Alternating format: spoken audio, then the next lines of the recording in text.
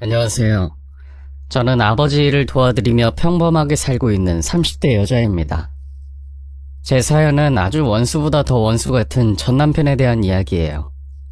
그 사람에 대한 기억은 늘 저에게 구걸하던 모습뿐이에요. 제가 유일하게 인생에서 후회하는 건 그 사람과 더 빨리 이혼을 하지 않은 것인데요. 그 인간을 기억하는 건 오늘까지만 하기로 다짐하며 이야기를 풀어가도록 하겠습니다. 처음에 그 사람을 만났을 땐 번듯한 대기업을 다니는 남자였어요. 제 친구가 진국 중에 진국이라고 딱 한 번만 만나보라고 해서 만났는데 꽤 센스도 좋고 말이 통하길래 좀 더 만나봐야겠다 하며 만난 게 어느새 결혼까지 갔네요. 그때는 뭐에 홀렸는지 번갯불에 콩 구워 먹듯 결혼까지 일사천리로 진행되었죠. 하지만 결혼 생활이 순탄치는 않았어요. 친구라면 사족을 못 쓰고 달려가던 그 인간 때문에 저는 신혼 때부터 독수 공방이 익숙해졌습니다. 친구가 말한 진국이라는 건 친구들 사이에서 의리남으로 통한다는 말이었네요. 게다가 여기서 끝이 아니었어요. 사연 채널에 자주 올라오는 내용처럼 저 역시도 고부 갈등을 심하게 겪었거든요. 참고로 제 남편은 외동아들이라서 시어머니가 엄청 애지중지 물고 빨고 키웠다고 하더라고요. 사실 대기업 다니는 것 빼고는 그렇게 잘난 것도 없는데 시어머니는 마치 남편이 세상에서 가장 똑똑하고 유능한 사람인 줄 아시더라고요. 정말 아들 사랑만큼은 대한민국 내놓으라 할 정도로 유별나셨죠. 늘 제 앞에서 남편 자랑만을 해대니 처음에는 그러려니 했지만 나중에는 정말 지긋지긋할 정도였죠. 우리 민혁이는 내가 과외도 시켜주지 않았는데 알아서 공부해서 명문대에 떡하니 합격을 했잖니.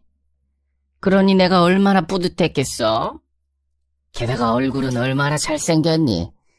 내 배로 낳은 자식이지만 웬만한 연예인 뺨칠 정도로 참 잘생겼어. 우리 집 유일한 자랑거리가 우리 민혁이 아니니? 어렸을 적부터 공부를 잘했나 보네요. 날 닮아서 머리가 팽팽 잘 돌아가. 우리 민혁이 내가 경제적으로 지원을 잘해줬더라면 지금쯤 의사를 하고 있을 텐데 그게 정말 아쉬워. 아이고, 못난 애미 만나서 인생이 여기까지밖에 못 핀 것 같아. 한탄스럽긴 해. 지금도 잘 됐잖아요. 그래, 대기업 다니는 남편 만나기 어디 쉬운 줄 아니? 감사해하며 살아야지. 네. 그나저나 민혁이 밥은 잘 챙겨주고 있어? 네, 노력하고 있어요. 나는 우리 민혁이 찬밥 한 번도 먹인 적 없다. 항상 새밥 해줬지. 너도 그러고 있지? 우리 시어머니가 아들 바보라니 그땐 정말 좌절스러웠어요. 며느리가 돈 버는 건 하찮은 거고 아들이 돈 버는 건 세상 소중한 저희 시어머니는 늘 저를 깔아뭉개셨어요. 저는 그 당시 아버지의 사업을 배우고 있어서 수입으로 따지면 남편보다 몇 배나 더 많이 벌었지만 시어머니는 저를 인정하지 않으셨죠. 그저 대기업이 최고고 사업하는 사람들은 금방 휘청인다며 저를 깔아뭉갰죠. 그땐 그냥 그러려니 했습니다. 모든 부모님들은 본인 자식이 제일 예쁜 법이니까요.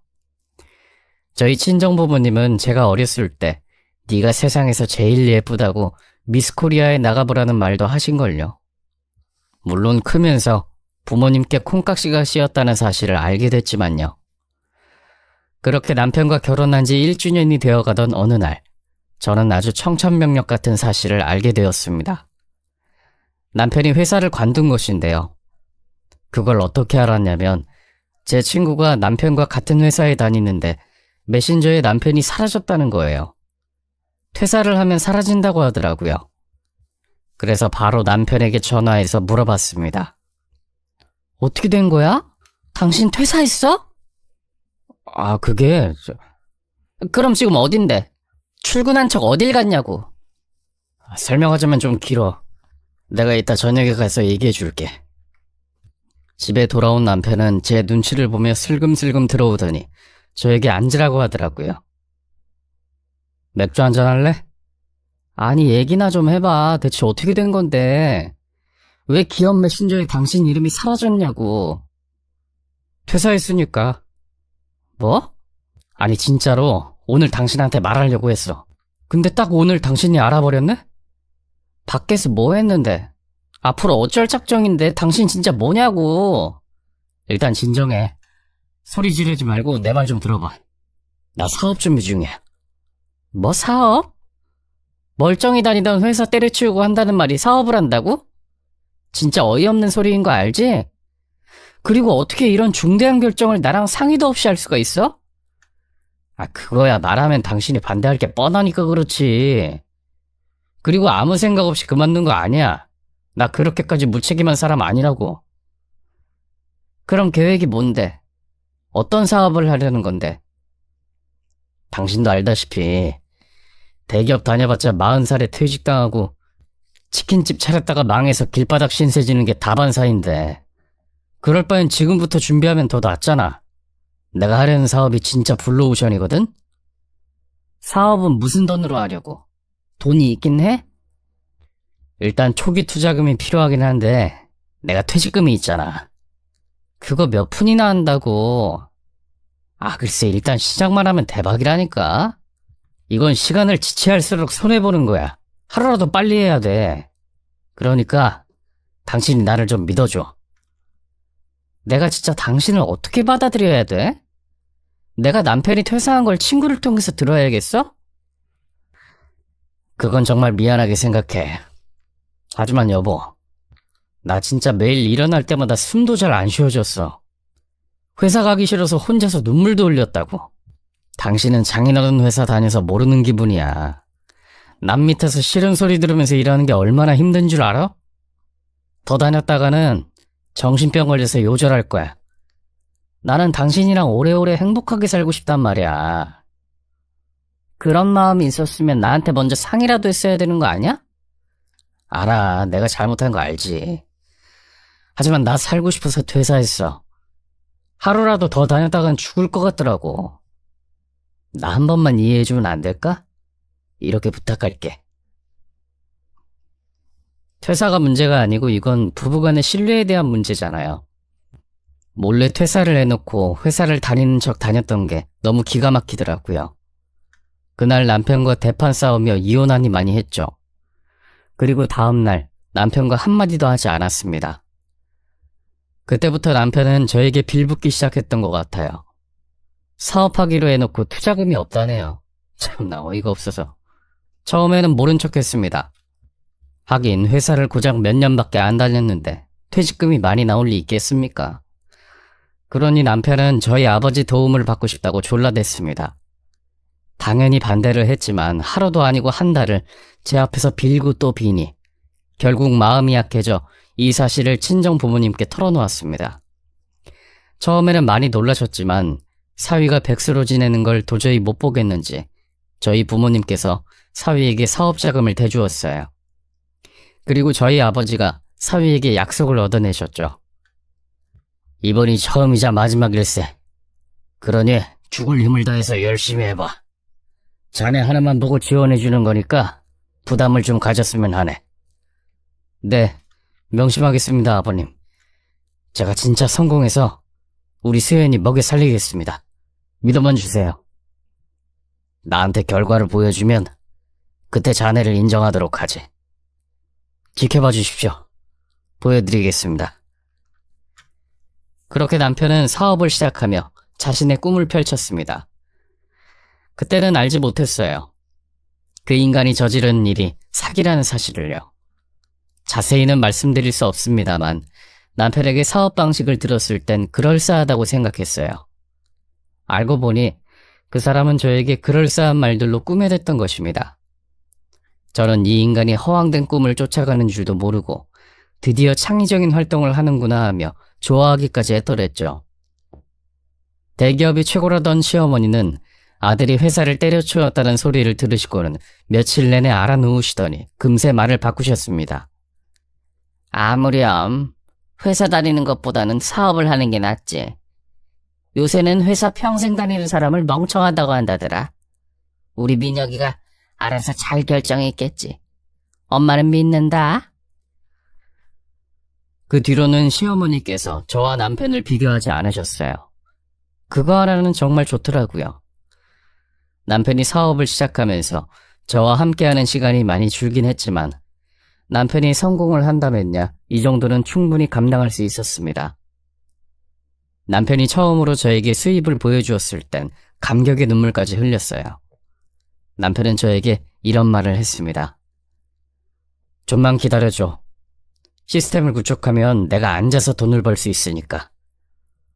당신 진짜 한다면 하는 사람이구나. 당연하지. 이젠 나만 믿어. 우리 노년엔 세계 일주하면서 보내자. 남편과의 풍족한 노년을 상상하며 꿈에 부풀어 올랐습니다.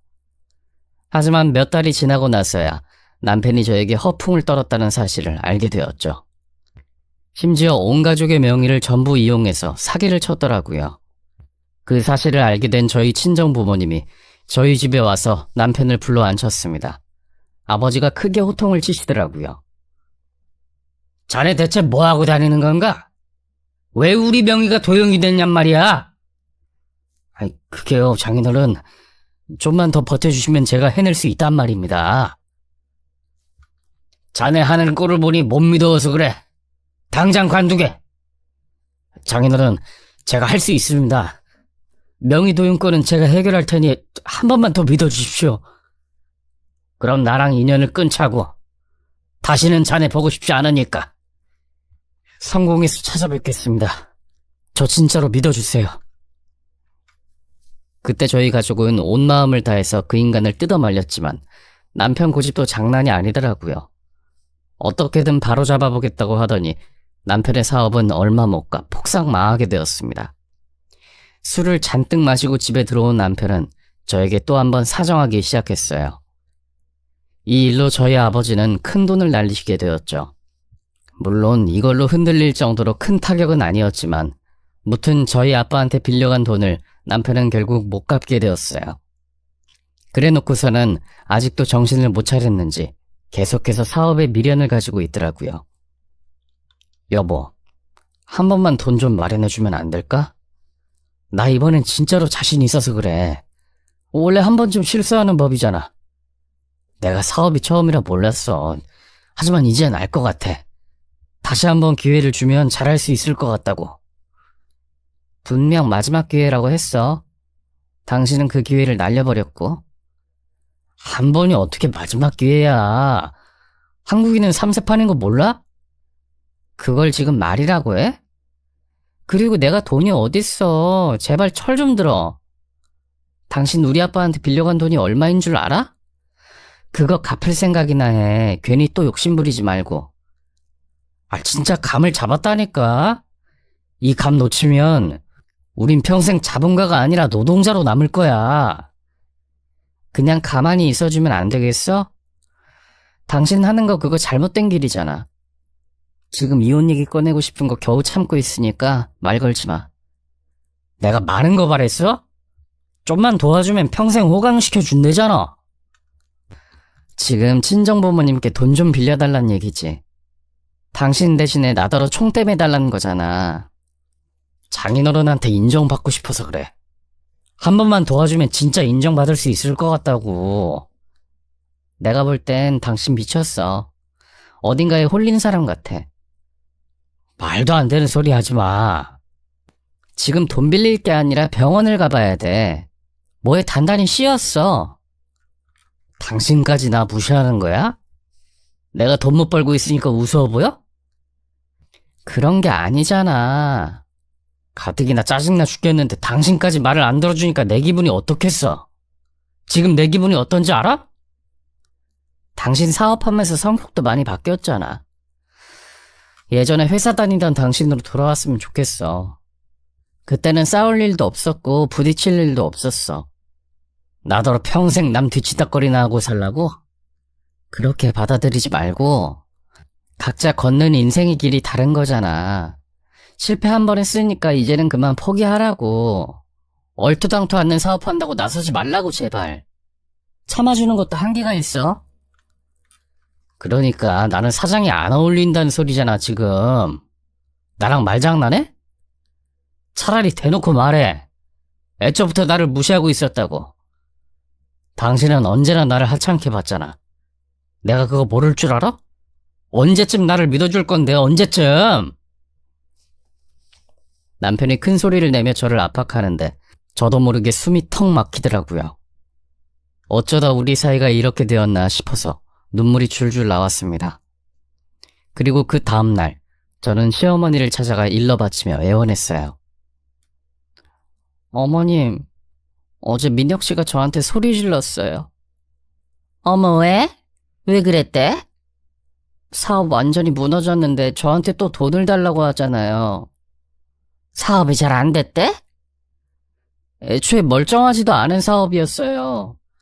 그걸로 저희 아버지한테 빌려간 돈 다 날렸다고요. 아이, 그래도 민혁이가 알아서 잘 했겠지. 실수해서 잠깐 휘청이는 거 아니니? 아니에요, 어머님. 민혁 씨 거기서 빨리 빠져나와야 돼요. 이건 밑 빠진 독에 물 붓기나 다름없어요. 민혁 씨가 제 말을 듣지도 않으니까 어머님이 옆에서 좀 말려주세요. 너, 근데 너무 보수적인 거 아니니? 네? 아니, 남자가 사업하다 보면 휘청일 수도 있고 다시 일어설 수도 있는 거지. 한번 그렇게 실수했다고 시어머니한테 와서 일러 바친 게 어딨어? 자꾸 돈 까먹으니까 그렇죠. 어머님이 정신 번쩍 들게 해주시면 안 될까요? 제 말은 죽어도 안 들어요. 얼른 철들어서 회사 다니게 하고 싶은데. 이미 관둔 걸 어떻게 다시 다니게 해? 좀 더 작은 회사부터 다시 다니면 되잖아요. 우리 민혁이한테 중소기업을 다니게 한다고? 그건 내가 안 된다. 그럼 어떻게 해요? 돈이 없어서 사업을 못 하는데. 처가에 손 벌리면 되겠네. 이미 한 번 빌려서 두 번 못 빌려요. 시어머니는 골똘히 생각을 하시는가 싶더니 저에게 이런 말을 꺼내시더라고요. 사돈 내외 아직도 거기 사니? 네, 그대로인데요. 그 두 분이 사시기에는 너무 넓지 않나 싶어. 나는 사실 그 집 시세 볼 때마다 입이 떡 벌어지고 나더라. 노후 즐기시기엔 너무 비싸고 넓은 집에 사는 게 아닐까 싶어서. 그래서요? 그 집을 팔고 우리 아들 사업 자금을 대주는 게 어떻니? 네? 친정부모님 집을 팔라고요? 어차피 너희한테 물려주실 거 미리 처분한다 치면 되잖아. 어차피 지금이 시세가 고점인 것 같은데? 순간 머릿속이 하얘져서 아무런 대답을 하지 못했어요. 저는 사실 시어머니께서 통장 하나를 건네주실 줄 알았거든요. 아니면 아들을 설득해 주시든가요. 저희 친정에 돈 맡겨놓은 것도 아닌데 왜 그렇게 남의 집안 사정을 훤히 꿰고 있는지 너무 당황스럽더라고요. 잠시 마음을 정리하고 어머님께 말씀드렸어요. 어머님, 그건 아닌 것 같아요. 왜? 말이 안 되잖아요. 가능성이 있는 사업도 아닌데 저희 친정부모님이 왜 집을 팔아요? 그러다가 사업 망해서 친정집까지 날리면 그땐 어쩌시려고요? 그리고 거기 제가 받을 곳 아니에요. 부모님 거예요. 얘도 참 답답하네. 너는 욕심도 없니? 지금 네 남편이 중요하지 네 부모님이 중요하니? 저는 부모님 재산 관심 없어요. 야, 그게 네 거니 우리 아들 거지? 나중에 상주 누가 할 건데 우리 아들이 할 거 아니니?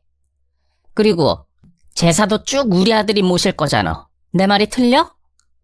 그러니까 민혁이가 그 집 아들이나 다름없지. 저는 시어머니가 저희 집안을 두고 그런 식으로 생각하실 줄은 꿈에도 몰랐어요. 상주가 갑자기 튀어나오고 제사가 갑자기 튀어나오니까 멍해지는 거 있죠. 무엇보다 우리 친정부모님 재산에 아무렇지 않게 숟가락 얹으려고 하는 심보가 역겹더라고요. 물론 결혼을 했으니까 이제 남편도 우리 부모님이랑 가족이긴 하지만 함부로 재산을 입에 운운하면서 넘보는 건 아니잖아요. 그때 진짜 시어머니와 말이 안 통한다는 것을 깨달았던 것 같아요. 더 이상 말을 나눌 필요가 없겠다 싶어 대충 자리를 마무리하고 집으로 돌아왔습니다. 집에 돌아가니 남편이 술이 취한 채로 저를 맞아주더라고요. 그 꼴이 어찌나 보기 싫던지 저도 모르게 화를 내고 말았어요.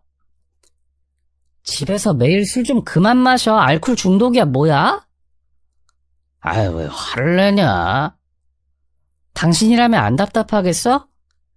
입장 바꿔 생각해봐. 제발 뭐라도 좀 해.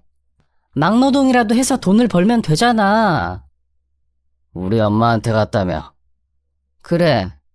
너무 막막해서 가서 어머니랑 얘기 좀 했어. 그걸 다 말하면 어떡하냐? 걱정된다고 연락 오셨어. 그럼 걱정을 안 시키면 되겠네. 어머님이 나한테 뭐라는 줄 알아? 사돈이 살고 있는 집을 팔아서 아들 사업자금 대주래. 이게 말이 된다고 생각해? 안 될 건 또 뭐야? 뭐? 솔직히 도와줄 수 있잖아. 그 큰 집에서 굳이 두 분이 사셔야 되나? 그게 무슨 말이야? 당연히 사셔야지. 당신이 뭔데 우리 부모님 집을 가지고 판단해? 그리고 우리 부모님이 당신 안 도와준 것도 아니잖아.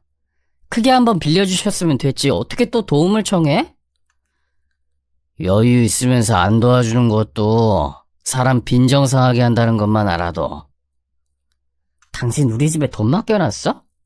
이러려고 나랑 결혼했냐고. 가만 보니 결혼하자마자 회사 관두고 우리 집 탈탈 털려고 작정한 것 같단 말이지. 내 말이 틀려? 그만 좀 하라고. 그놈의 잔소리 좀 그만해. 나도 힘들어 죽겠다고. 당신이 뭐가 힘들어? 하고 싶은 거 다 하고 살면서 대체 뭐가 힘든데?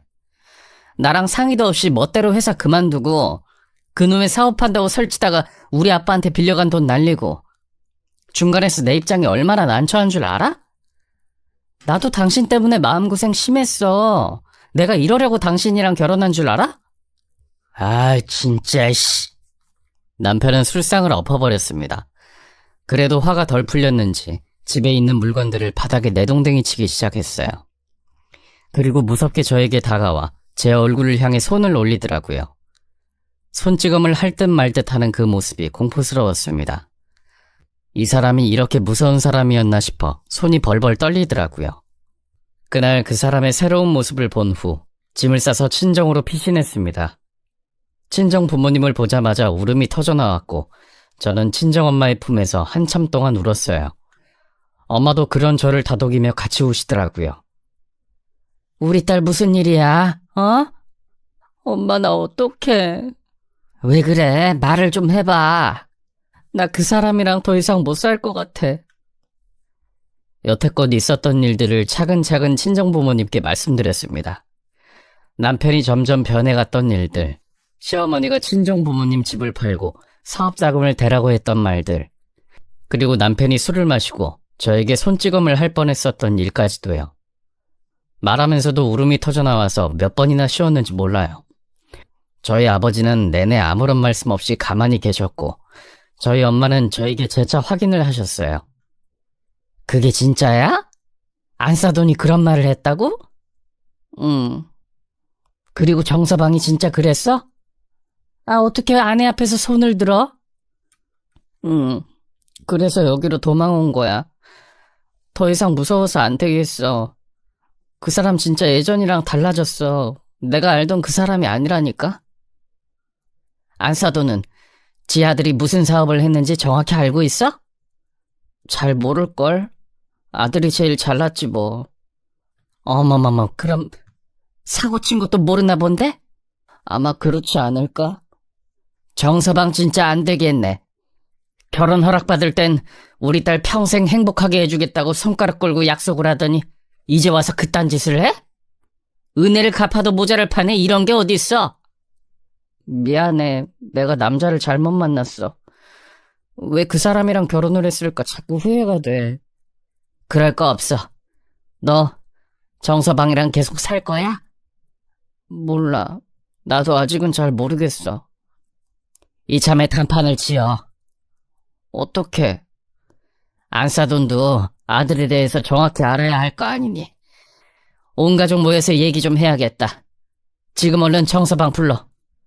그리고 우리는 사돈집 찾아가자고. 너가 앞장서. 저희 친정엄마가 원래는 굉장히 소녀 같은 분이시거든요. 화도 잘 안 내시고 성격 자체가 잔잔하신 분인데 그날은 대장부처럼 저를 이끌고 가시더라고요. 시어머니 댁에 도착했더니 이미 남편이 그곳에 와 있었습니다. 시어머니는 잠옷 차림으로 저희 친정엄마를 맞이하셨어요. 아, 여긴 어쩐 일이세요? 할 말이 있어서 왔습니다. 도저히 이대로는 못 넘어갑니다. 뭐가요? 우리 딸, 뭐가 모자라다고 시집살이를 시켜요? 네? 그게 무슨 소리세요? 그쪽 아들만 자식입니까? 우리 딸도 귀한 자식입니다. 수연아, 네가 말해봐라. 내가 시집살이 시켰니? 우리 딸한테는 말 걸지 마시고요. 저 오늘 여기서 단판 지으려고 왔거든요. 우리 집 팔아서 사위 사업자금 내달라고 했다면서요. 그게 우리 딸한테 할 소리입니까? 아니, 그거는 어차피 우리 아들이 사돈댁 상주 아닙니까? 요즘에 어떤 시대인데 사위가 상주를 해요? 나는 우리 딸 상주시킬 겁니다. 아주 족보가 꼬이네요. 꼬인 건 그쪽이죠. 심성이 배배 꼬여가지고 사돈집 시세나 검색하고 있고 그걸 엿봅니까? 그리고 저희 이제 더 이상 사위한테 줄 거 없습니다. 아이, 가족이잖아요. 그럼 그쪽은 가족 아니에요? 그동안 저축한 거 싹싹 긁어 모아서 아들한테 주시지. 왜 우리 집을 팔아라 말아라 난리야? 잘 살잖아요. 잘 사니까 좀 보태줄 수도 있는 거지 진짜. 정말 있는 사람이 더 쪼잔하게 구네요. 우리가 이미 한 번 자금 지원해 준 건 알아요? 그때가 처음이자 마지막이라고 약속했다고요. 그런데 사위가 사업을 어떤 식으로 꾸렸는지 아십니까? 아주 못된 것만 배워가지고 사기꾼처럼 행동하던데요? 네? 그게 무슨 소리예요? 그때 남편이 친정엄마를 말리더라고요. 장모님, 제가 따로 말씀드리겠습니다. 여기서는 좀... 왜? 자네 어머님은 그 사실을 모르나? 예, 잘 모르십니다. 그걸 어떻게 모를 수가 있어? 부탁드립니다. 말하지 말아주십시오. 이런 건 말해야지. 말하면 안 됩니다. 제가 잘못했으니까 제발 말하지 말아주세요. 시어머니는 저희 엄마에게 뭔데 그래요? 빨리 말해줘요. 라고 보챘고 남편은 허둥지둥하며 엄마를 말리려고 했습니다. 결국 시어머니가 저희 엄마에게 다가와서 얼른 말해줘요 하며 귀를 갖다 댔어요. 저희 엄마는 시어머니에게 귓속말로 속닥거렸죠. 그랬더니 시어머니 눈이 휘둥그레져서 엄마에게 묻더라고요. 뭘 당해요? 제가 아들한테 뭘 당했는데요? 사돈 명의로 아마 많은 것들이 가입되어 있을 겁니다. 아마 처리하려면 시간이 꽤 걸릴 거예요. 그러니까 내 아들이 내 명의를 도용해서 사고를 쳤다 이 말씀입니까? 네, 아마 이것저것 일을 벌려놓았을 거예요. 그리고 친척분들도 한번 알아보세요. 당한 사람 꽤 될 거고 그 피해 금액이 상당합니다. 그거 갚으려면 아마 아드님 평생 벌어도 감당 못할걸요? 시어머니는 다리가 풀려 주저앉으셨고 남편은 시어머니를 부축하러 달려갔습니다. 시어머니는 남편을 멍한 눈으로 바라보시더니 눈물을 흘리셨고 이내 남편의 등을 주먹으로 마구 내리치며 소리를 지르셨어요. 이놈아, 대체 뭘 하고 다닌 거야? 엄마, 나는 확신이 있었어. 정말이야. 네가 친척들 전화번호 물어봤을 때 알아봤어야 하는 건데 너 어쩔 거야? 어쩔 셈이야? 안 그래도 어제 큰아버지가 너 어딨냐고 물어봤어. 화가 잔뜩 나셨다고. 엄마, 나 못 믿어? 아들이잖아. 나 원래 뭐든지 잘했잖아. 이번 건도 잘 넘길 수 있어. 그러니까 엄마, 돈 좀 있으면은. 내가 돈이 어딨어 이놈아. 아이고 답답해. 그때 저희 친정엄마가 둘에게 선언했습니다. 우리 딸 이혼시킬 겁니다. 딸 속상하게 하는 사위는 더 이상 필요 없거든요. 이제라도 서로 제 갈 길 가시죠. 사돈한테 이 말 전하려고 왔어요. 이제 서로 볼 일 없는 걸로 합시다. 그랬더니 시어머니께서 정신이 번쩍 드셨는지 저에게 달려와 납작 엎드리시더라고요. 깜짝 놀랐어요. 처음 보는 시어머니의 모습이었거든요. 어머님, 왜 그러세요? 너 진짜 이혼할 거니? 아니지? 아니잖아. 제 입장도 생각해 주셔야죠. 저 이혼하고 싶습니다. 수연아, 내가 너를 얼마나 아꼈니? 너 지금 이혼하면 배신이야, 알지? 제가 왜 배신이에요? 배신은 저 사람이 먼저 때렸지. 때리긴 뭘 때려? 남편한테 말버릇이 그게 뭐니? 그러는 어머님은 저한테 말버릇이 그게 뭐예요? 어차피 이제 남남인데 예의를 지켜주셔야죠. 무튼 저는 더 이상 저 인간이랑 같이 살 생각 없고 어머님도 앞으로 안 보고 싶네요. 수연아, 이러지 말고 우리 둘이서 얘기하자, 어? 싫어요. 그냥 바로 이혼하기로 하죠. 따지고 보면 저 인간이 유책 배우자인데 이혼 사유가 분명한 거 아닌가요? 제가 소송을 걸면 위자료 받을 수 있을 것 같은데? 위자료라니? 그건 안 돼, 어? 이러지 말자, 어? 시어머니는 납작 엎드려 벌벌 기다가 눈물을 흘리다가 결국 오열을 하고 말았습니다. 아들을 위해서라면 뭐든지 할 기세였어요. 정말 자식이 뭔지 참 대단하더라고요. 그렇게 아들을 아끼시니 이제는 반납해드려야 할 때가 온 것 같았습니다. 어느샌가 남편을 볼 때마다 아무런 감정이 느껴지지 않았는데 그때부터 저는 마음속으로 이혼을 준비하고 있었던 것 같아요. 꾹꾹 눌러 담아뒀던 그 말을 드디어 하게 되었네요. 남편은 제가 이혼이라는 말을 정말 할 줄 몰랐는지 아연실색이 되어 벌벌 떨더군요. 사실 연애 때부터 제가 남편한테 좀 끌려다닌 면이 있긴 했어요.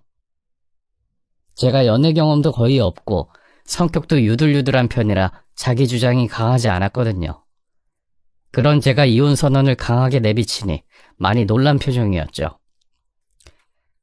이제는 자유라는 생각이 제일 먼저 들었어요. 여태껏 그 사람과 함께하면서 행복한 순간보다 슬펐던 순간이 더 많았거든요. 이제는 나도 행복해질 자격이 있지 않나 싶은 생각이 들더라고요. 저희 친정 부모님도 저에게 이혼을 권할 정도였으니 말 다 했죠. 그 집에서 나온 후로 친정엄마와 저는 제가 살던 집으로 가서 짐을 챙겼습니다.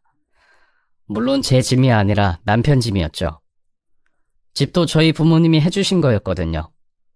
말 그대로 남편은 몸만 쏙 나가면 그만이었어요.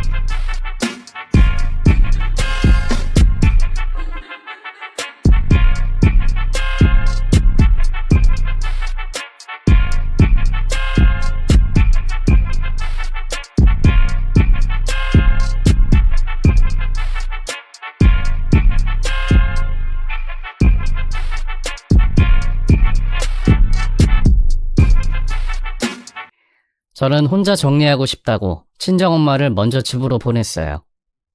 안 그래도 죄인이 된 딸, 더 이상 못난 모습 보여드리고 싶지 않았거든요. 그렇게 혼자 집을 싸고 있는데 느지막이 남편이 집으로 들어왔습니다. 한동안 서로 아무런 말을 하지 않았어요. 그러다가 남편이 먼저 입을 열더라고요. 당신 말대로 내가 뭐에 홀렸었나 보다. 그래, 그런가 보지. 짐 그만 싸고 나랑 얘기 좀 하자. 우리 서로 진지하게 대화 나눠본 적이 없잖아. 무슨 얘기? 얘기는 아까 끝난 걸로 아는데? 이렇게 허무하게 끝내자고? 우리 사이를? 그럼 어떻게 끝내야 하는데? 아름다운 이별 같은 거라도 있나? 미안해. 당신이 진짜 고생 많았어. 내가 여태 신경 못 써준 거 미안하게 생각해. 이제라도 기회를 준다면 내가 새 사람이 될 자신이 있어. 회사도 다시 다니고 돈 벌게. 하다못해 막노동이라도 해서 돈 벌어오면 되잖아. 그래, 혼자 그렇게 살아. 이제라도 열심히 벌어야 사고친 거 수습하겠지. 진짜 이혼을 하겠다고? 그냥 홧김에 한 말이잖아, 그치? 아닌데? 그럼 거짓말인 줄 알았어? 나 그런 걸로 빈말할 사람 아닌 거 당신이 잘 알잖아. 내가 잘못했다니까. 앞으로 정신 차리고 회사도 다시 다닐게. 됐어. 이제 우리 남남이니까 당신이 어떻게 살든 내 알 바 아니고, 무튼 나는 당신이랑 이혼할 거야. 여보, 우리 엄마가 당신한테 무릎 꿇고 빌었잖아. 얼마나 간절하고 애타셨으면 그렇게까지 하셨겠어. 어르신이 그렇게까지 하는데 느끼는 거 없어? 그걸로 충분하지 않아? 당신 그렇게 독한 여자 아니잖아. 우리 엄마 생각해서라도 한 번만 봐주면 안 될까? 나 독한 년 맞아. 그리고 당신 엄마 생각하면 이혼 생각이 정말 간절해. 내가 당신 엄마 시집살이 때문에 결혼 생활이 얼마나 힘들었는지 모르지. 하긴 당신이 중간 역할만 잘했어도 일이 이 지경까지 오진 않았겠다.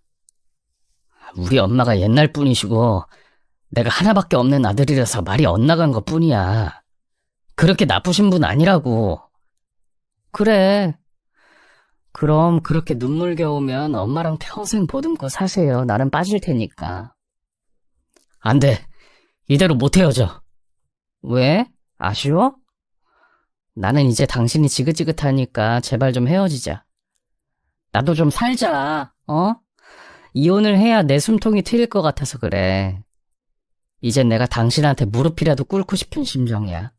헤어질 수만 있다면 뭐든지 다 할 수 있어. 그렇게 내가 싫어?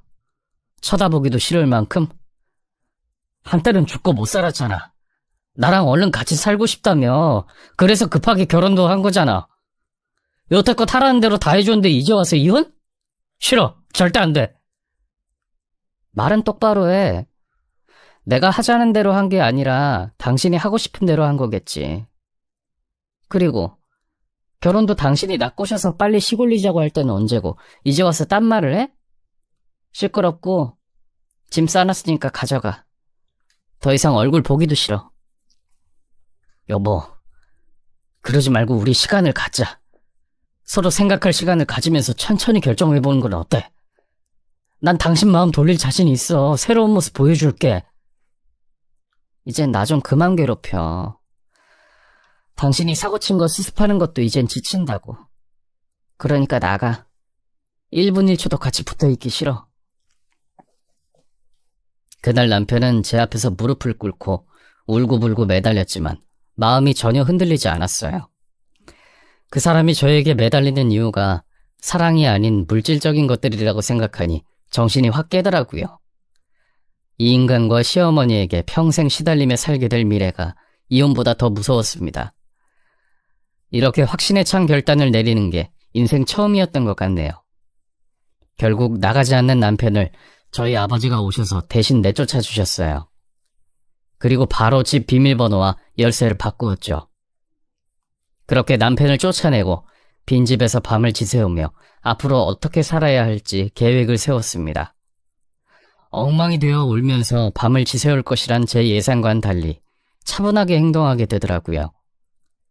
직접 경험해보니 그리 큰일이 아니라는 걸 알게 되면서 스스로를 위로하며 마음의 안정을 찾아갔던 것 같아요. 그렇게 집에 혼자 있는데 그 인간에게 문자가 왔습니다. 만나줄 때까지 집 앞에 있을게. 언제든지 나와. 참 아직도 정신을 못 차렸는지 계속해서 구질구질하게 연락이 왔죠. 밖에 나가면 그 인간이 제 아파트 근처에서 서성거리고 있을 게 분명했어요. 그래서 배달 음식으로 연명하면서 일주일을 집 밖에 나가지 않았네요. 참고로 번호도 바로 바꾸었어요. 요새는 핸드폰 매장에 가지 않아도 인터넷으로 바꿀 수가 있더라고요. 이혼 소송은 부모님이 선임해준 변호사 덕분에 순탄하게 진행되었어요. 유책 사유가 명백하게 있었기에 판결을 받기까지 어렵지 않았고 무엇보다 위자료도 받아낼 수 있었죠. 그렇게 가까스로 이혼을 하게 된 저는 이것저것 정리를 하며 시간을 보냈습니다. 시작에 비해 마무리는 순식간이더라고요. 그런 걸 보면 조금 허무한 생각도 들지만 끝맺음은 또 새로운 시작을 의미하니까 즐거운 마음으로 앞으로의 인생을 살아보려고 해요. 이혼한 지 몇 달이 지날 무렵 시어머니가 저를 찾아오셨어요. 아주 불쌍한 표정으로 제게 돈 좀 꺼달라고 하더라고요. 예전에는 늘 저를 무시하고 깔보는 태도를 고수하던 시어머니가 이제는 기가 확 죽어서 비굴하게 구걸하는 모습을 보니 정말 많이 힘드신 것 같더라고요. 아들이 사고친 걸 수습하느라 돈을 다 써버리고 이제는 모을 일만 남았는데 아들은 직업도 없고 사업병에 걸려 치유가 안 된 상태이니 얼마나 답답하겠어요. 마음고생이 얼마나 심했는지 살도 몰라보게 빠지실 정도였죠. 만약 그 집안에 제가 아직도 머물고 있었더라면 시어머니가 아니라 제가 저렇게 살이 빠졌을 것 같아요. 그리고 친정집의 재산을 모조리 남편에게 뺏겼을 거예요. 정말 상상만 해도 아찔하네요. 이제 저는 겨우 일상으로 돌아와 제대로 살고 있습니다. 저는 전혀 미련이 남지 않았는데 그쪽은 입장이 다른가 봐요. 여전히 연락을 해대네요. 저의 올해 목표는 이 인간과 완전히 연을 끊는 것이고 새로운 일을 해보는 거예요. 요새 법이 많이 개정이 되어 스토커처럼 굴면 금세 잡혀간다고 하는데 계속 찾아오면 이참에 경찰에 신고를 할까 진지하게 고민 중입니다. 정이란 정은 다 떨어져서 저 사람들이 여기서 더 망가지던 말든 아무런 상관이 없거든요. 이제는 사람에게 속지 않겠다고 다짐하며 사연을 마칠게요. 하지만 또 인간은 사회적 동물이라고 하잖아요. 마음 한켠엔 좋은 사람이 나타났으면 좋겠다는 생각이 드는 건 어쩔 수 없나 봅니다. 언젠가는 저에게도 좋은 사람이 다가오겠죠. 그날을 기다리며 여러분들께 인사를 드리도록 하겠습니다. 여러분들께도 좋은 인연이 많이 생기시길 바랍니다. 읽어주셔서 감사합니다. 이만 물러날게요.